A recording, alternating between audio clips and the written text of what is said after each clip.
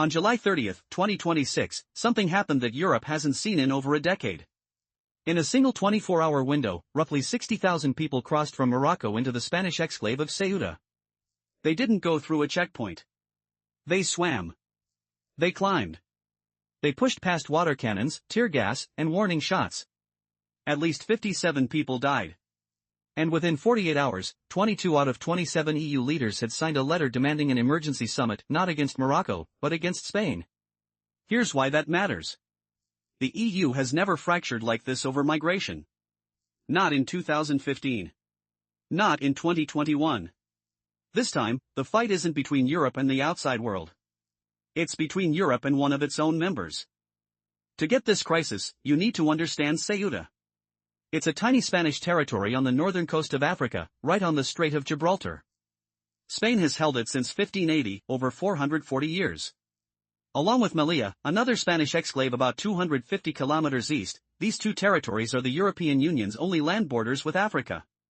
Ceuta is small. About 85,000 people live there. So when 60,000 migrants crossed in a single day, that's like adding 70% of the city's population overnight.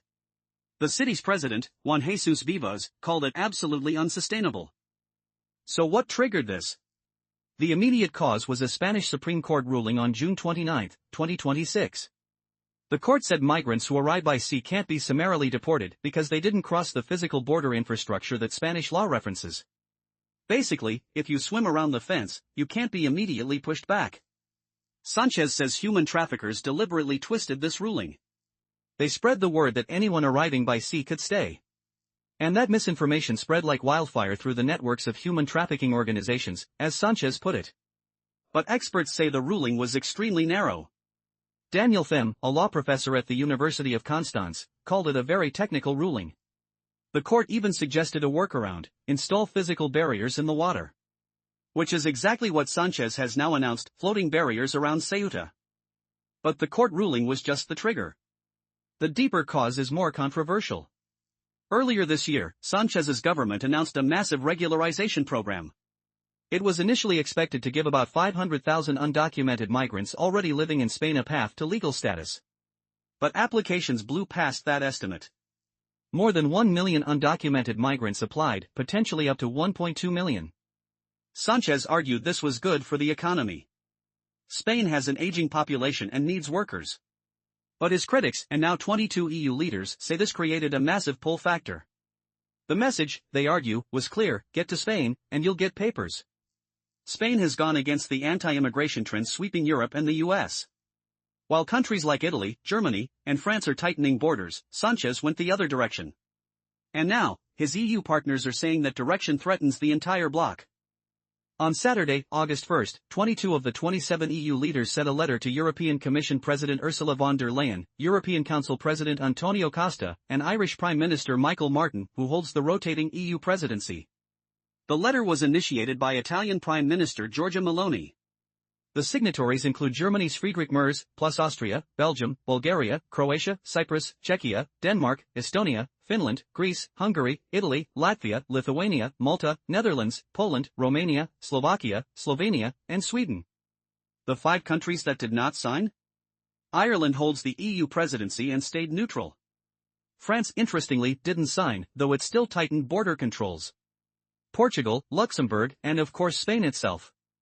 The letter raised serious concern over the threat to the EU's frontier. It directly called out Sánchez's regularization scheme as a pull factor. And it demanded EU-level cooperation to address policies that serve as pull factors, such as the regularization of illegal migrants. Sánchez hit back hard. He called the response selfish and unlawful. He said his EU partners were scapegoating him for a crisis caused by human traffickers and a misinterpreted court ruling. The fallout was immediate. Italy temporarily suspended its Schengen open border agreement with Spain, meaning passport checks for air and sea travel between the two countries. France announced it would reinforce border checks along its Spanish frontier. This is a big deal.